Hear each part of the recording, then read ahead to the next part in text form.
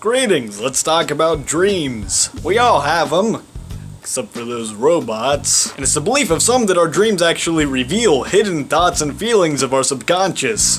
Which, if that's the case, I really need to see a therapist. But then I remembered that the main guy in charge of that theory was a coke addict who wanted to fuck his mother, so that gives me some sense of relief. But today I would like you to help me analyze some of these dreams that I have. The first one is rather peculiar. It starts with me and some fellow stormtroopers strapped down inside of a World War II era airplane. Because as you history buffs recall, the Galactic Empire was involved in the conflict. So then we have to parachute down onto this beach, and it has to be in a spiral motion, otherwise, I don't know, dream logic. So when we get there, we're blasting a bunch of lead or lasers into some Nazis, and then somehow the battle transitions into my neighbor's kitchen, which made a bit more sense at the time. And then suddenly the battle stops and I just go to watch TV in his living room. Then his mom comes in and asks me what I'm doing at their house in the middle of the night. You know, just watching TV.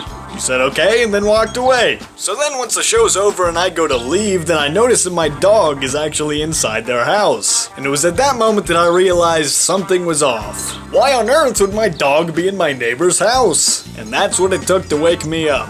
So if I had to guess what the deeper meaning of this dream was, it's probably that my dog is a German spy. Or that I would write very fucked up Star Wars fanfiction. The next dream is actually much simpler and also more upsetting. I was selected as a lucky winner to spend a day hanging out with Ellen Page. Now I happen to have the hots for Ellen Page, so of course I was very excited. However, this dream took place after she had publicly come out of the closet. And so even in this made-up world of mine, she was gay. Not even in my dreams do I have a chance. So if I were to find some deeper meaning of this, it's probably that I want to be a lesbian. And my final dream that I'm going to share with you today is a lucid one.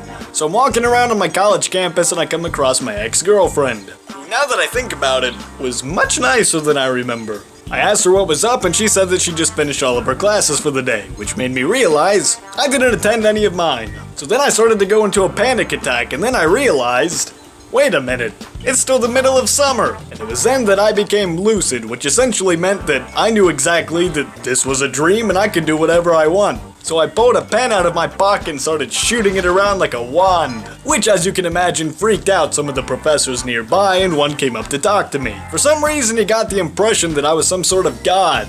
I am subscribed to the Church of Bryan. So anyway, I tried to explain to him that he was just a figment of my imagination, and that the only reason I was able to manipulate the environment to my liking was because this was all happening in my head. That seemed to creep him out a little bit. So then I pulled out my magic pen and made some money fall out of the sky, which distracted him from his existential crisis. And then as I was just starting to have fun with my newfound powers, that Maleficent bitch came out of nowhere and started attacking me. And you know what? That's not fair, because I never even saw that movie. But you know what? It scared me enough to wake me up. So if there's some deeper meaning behind that dream, I'd say Angelina Jolie is a bitch. Or to stop taking so many drugs and actually attend my classes. So if you guys ever lucid dreamt or have any dreams that you're dying to share, if so, keep it to yourself because I don't give a shit.